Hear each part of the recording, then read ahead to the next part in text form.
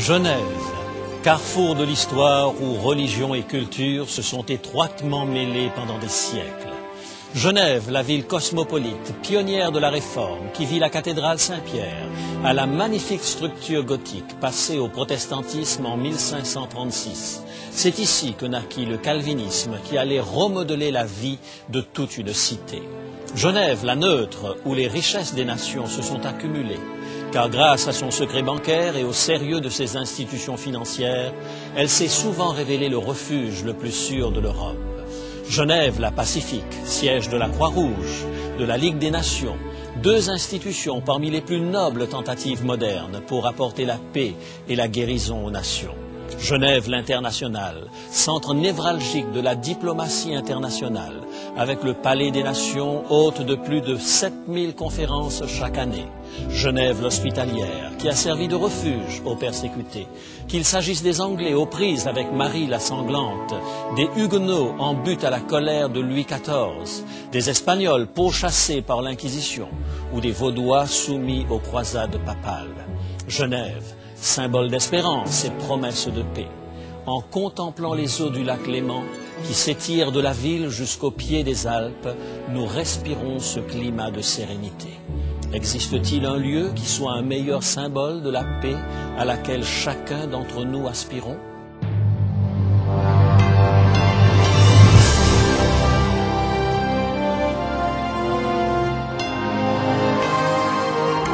Elle a résisté à l'épreuve du temps. La Bible, le livre de la révélation, est toujours d'actualité dans le monde complexe d'aujourd'hui. Voici, il est écrit. C'est un message de foi et d'espérance que vous présente maintenant José Élysée. Dans la série La foi envers et contre tout, le sujet d'aujourd'hui, voir au-delà de l'horizon. Les Vaudois descendirent de leurs montagnes du nord-ouest de l'Italie pour chercher refuge à Genève. Et ils ont trouvé un lieu sûr pour adorer Dieu selon leur conscience. Lorsque les calvinistes apprirent leur histoire, ils se rendirent compte que les Vaudois avaient prêché les vérités de la Réforme depuis des centaines d'années. Soudain, les réformateurs se découvraient des ancêtres spirituels et une généalogie honorable. Ce qui frappait surtout les imaginations, c'était le fait que ces Vaudois avaient conservé leur foi en dépit de siècles de persécution. Chassés de France et d'Italie, persécutés, leurs enfants enlevés, rien n'avait réussi à les décourager. Comment y sont-ils arrivés? Comment ont-ils pu endurer autant d'adversités au point d'être surnommés l'Israël des Alpes? Ce sera l'objet de cette dernière émission de la série intitulée « La foi envers et contre tout ». Je suis persuadé que leur secret peut nous aider à trouver la force de persévérer au milieu des épreuves et des difficultés de la vie. Le plus surprenant, c'est que les Vaudois n'affichaient pas un protestantisme rigide comme les calvinistes. Ils affichaient volontiers une bonne humeur étonnante face à la persécution. Comment pouvaient-ils garder un état d'esprit positif alors même que le monde voulait leur disparition? L'expérience de Jean Léger peut nous aider à répondre à cette question. Connu comme le grand historien et avocat des Vaudois, en l'an de grâce 1620, il n'est qu'un simple étudiant à Genève, la ville protestante. Il avait l'habitude de venir se détendre sur les berges du lac Léman après ses heures d'études. Un jour, un jeune prince qui se baignait dans le lac resta prisonnier des algues. Les témoins de cette scène appelèrent à l'aide, mirent un bateau à l'eau, mais n'arrivèrent pas à se frayer un chemin jusqu'au prince à cause de la présence des roseaux. Le jeune Jean Léger, n'écoutant que son courage, se jeta à l'eau pour sauver le prince. Au péril de sa vie, il réussit à le tirer au sec. Le prince, débordant de reconnaissance, se prit d'affection pour Jean. Il l'invita à faire partie de sa suite, lui offrant une belle occasion de se faire d'excellentes relations. Mais Jean Léger préféra continuer à se préparer à une vocation plus noble. Il voulait devenir pasteur des congrégations vaudoises des Alpes. Ainsi, en 1639, Jean Léger regagna ces vallées du nord-ouest de l'Italie, où son peuple s'était installé depuis de nombreuses générations.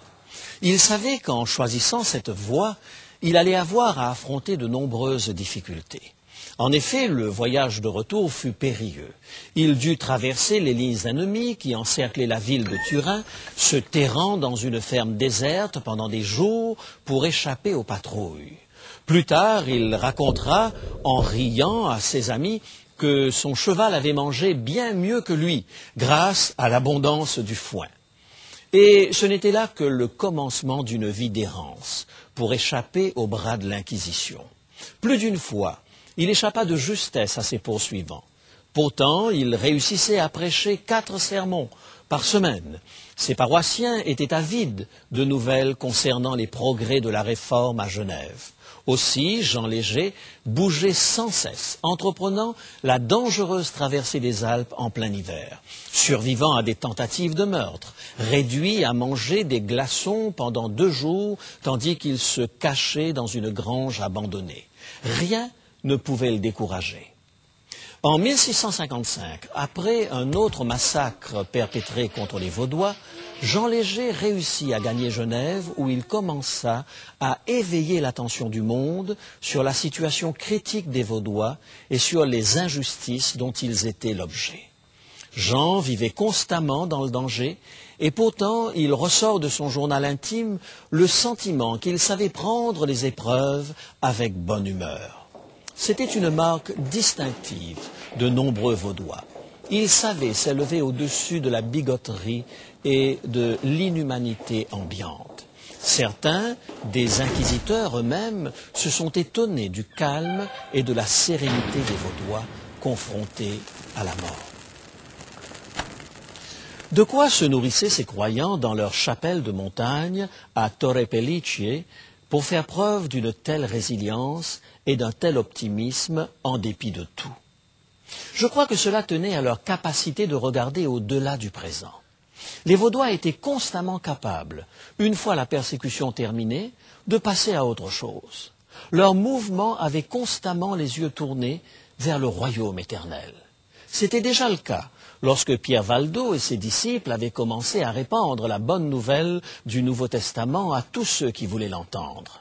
Ces croyants se savaient investis de la mission de faire connaître la bonne nouvelle de Jésus telle qu'elle est contenue dans l'évangile de Matthieu, au chapitre 28, les versets 19 et 20. Matthieu, chapitre 28, les versets 19 et 20. Allez, faites de toutes les nations des disciples, et enseignez-leur à observer tout ce que je vous ai prescrit.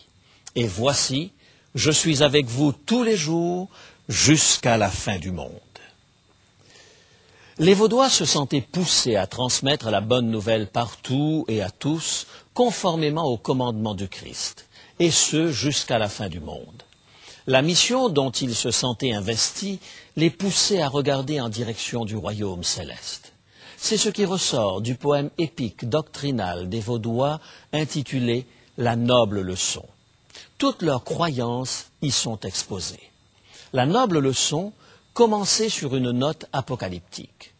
Des plus anxieux devons-nous être d'accomplir de bonnes œuvres, car nous voyons ce monde tirer à sa fin. Et quotidiennement, nous apercevons l'accomplissement des signes. Les Vaudois croyaient qu'ils vivaient à l'époque de l'Antéchrist, mais leur noble leçon affirmait que ceux qui goûteraient au déshonneur dans cette vie, à cause du Seigneur, connaîtraient la gloire dans celle à venir.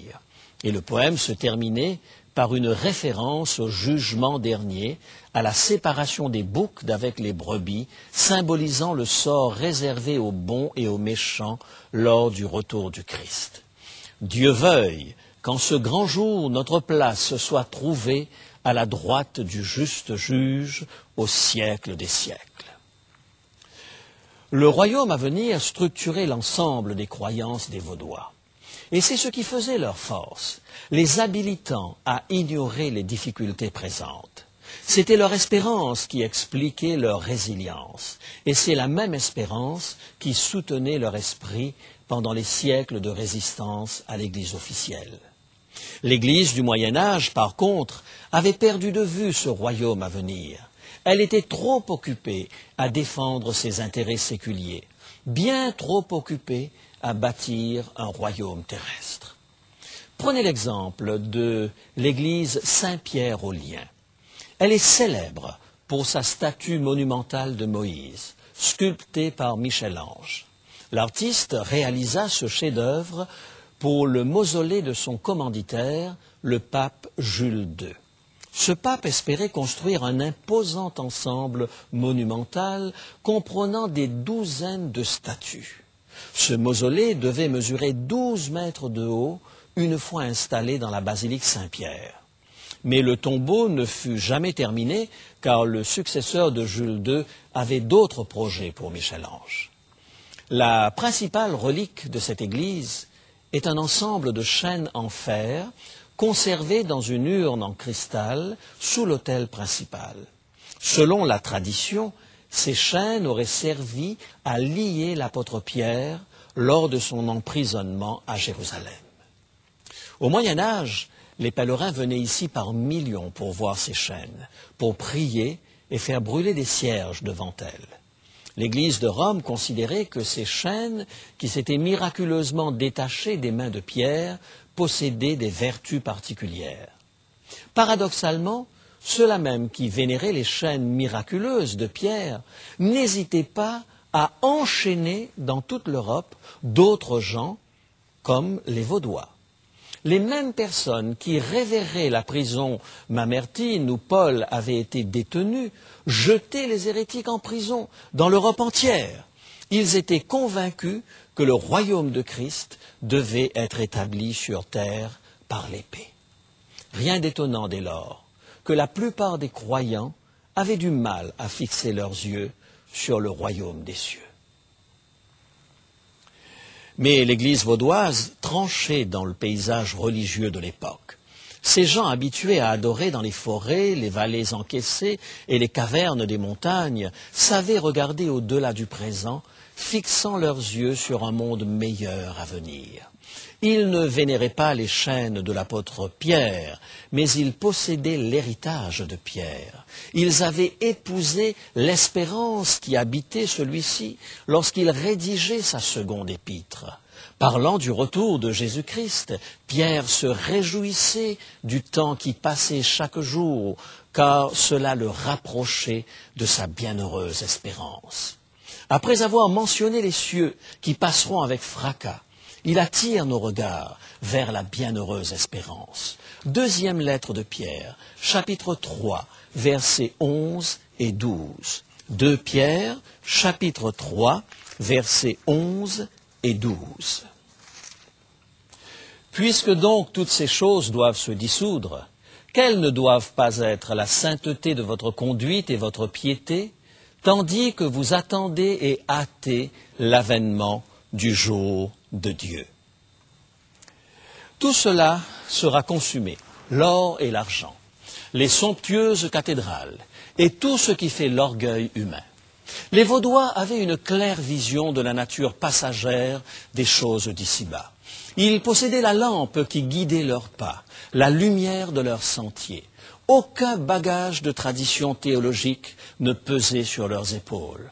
Aucun accessoire religieux ne ralentissait leur course. Ils considéraient toute chose comme de la boue comparée à la précieuse espérance de la venue du royaume de Christ. C'est ce type d'espérance qui leur permit de supporter des moments difficiles. Le psalmiste, dans le psaume 96, chantait déjà cette espérance génératrice de joie. Psaume 96, versets 11 à 13. Psaume 96, versets 11 à 13. Que les cieux se réjouissent et que la terre soit dans l'allégresse. Que la mer retentisse avec tout ce qu'elle contient.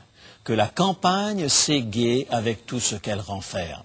Que tous les arbres des forêts poussent des cris de joie devant l'Éternel, car il vient pour juger la terre. Le psalmiste pouvait à peine contenir son enthousiasme à la pensée même de l'établissement du royaume de Dieu. La perspective du retour de son Seigneur le faisait exulter. C'est bien une joie et une confiance de cette nature que les Vaudois partageaient.